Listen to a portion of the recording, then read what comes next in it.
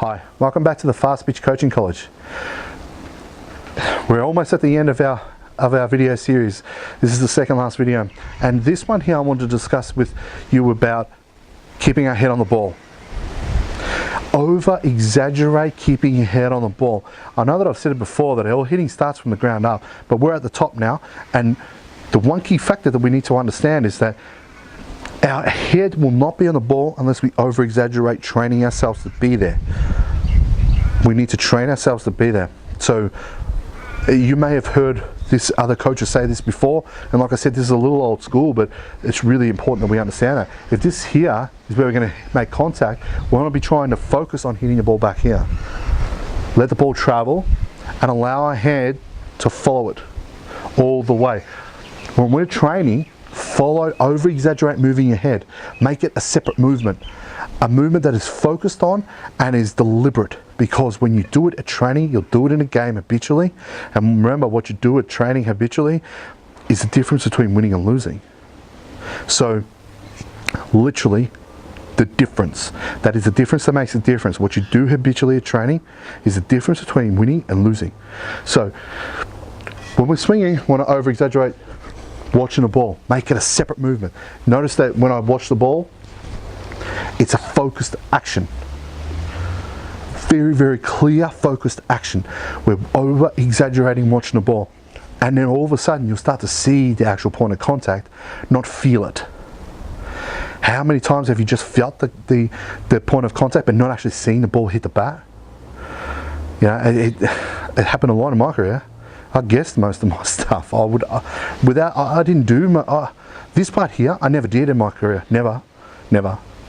Sometimes I saw the point of contact because it was inside and I'd already turned.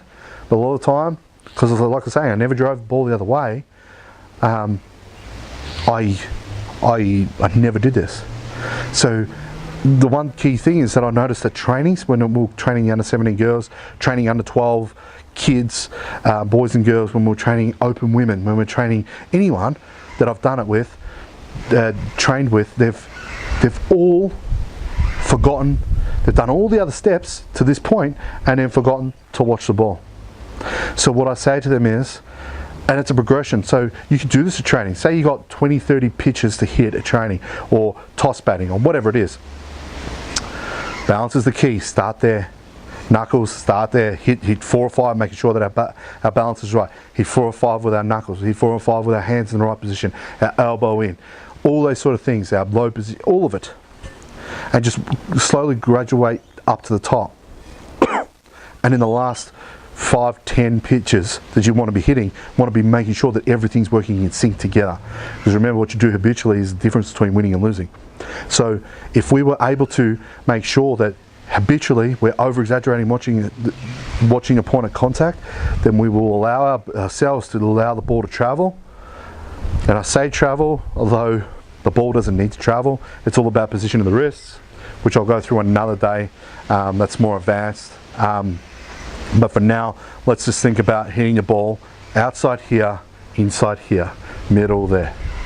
And notice that there's correlation with that in my body. So if I'm standing here in a hitting position, inside, middle, outside, and you notice that it's here every time. And we can't do that consistently, and I'll make sure that you understand that word consistently. We are not going to be able to do that if we're not over exaggerating watching the ball. Make sure that we're over exaggerating. Make it a separate movement. Here, bang, outside, inside. Look down at the ball. Over exaggerate it. It's a really simple step that gets forgotten. And nobody makes a clear understanding about having a separate movement to watch the ball. Have that separate movement. It's really important.